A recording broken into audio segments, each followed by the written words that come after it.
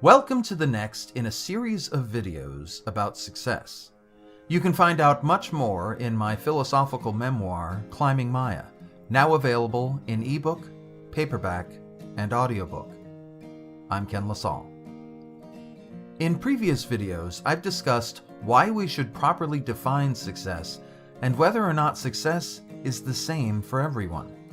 This time, I thought it might be a good idea to talk about why success matters, or, more importantly, why it matters that each of us should understand success for ourselves.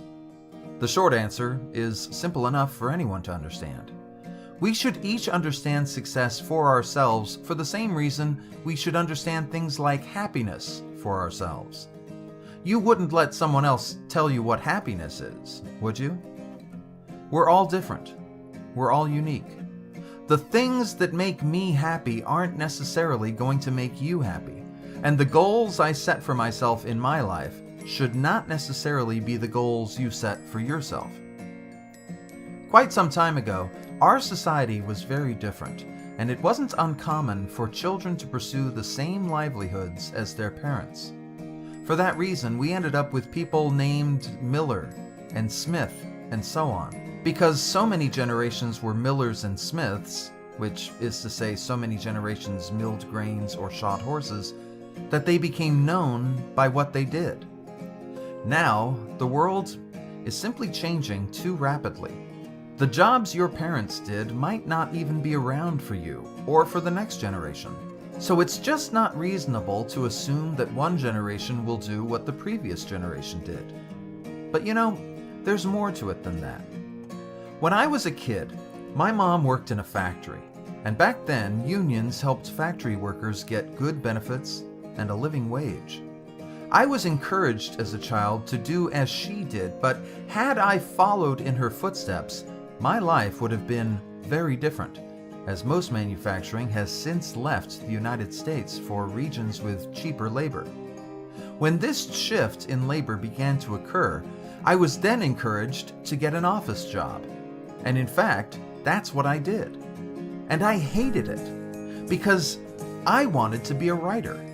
That's what I loved, and that's what I wanted for myself. But because I listened to someone else tell me what success was, I ended up feeling very unsuccessful, even if I was making a good living. I was unhappy. The reason it's important that we each find out what success is for ourselves is because success is essential to happiness. It's just as essential as who we choose for our friends, who we love, where we live, how we spend our time, and so on. We wouldn't let anyone else tell us who to have as friends or who to love. And most people, understandably, feel that they should decide where they live and how they spend their time. Success is an essential element in life that helps us to understand our place in the world. And no one should allow anyone else to tell them their place in the world. That's why I wrote Climbing Maya, because while success is unique to each individual, it does possess a universal aspect, which allows us to discuss it and understand what we mean when we discuss it. It is the universality of success that allows us to understand how it can be unique to each individual. When you understand that, it then becomes easier for you to find success for yourself. Climbing Maya is not a self-help program. It isn't a get-rich-quick scheme.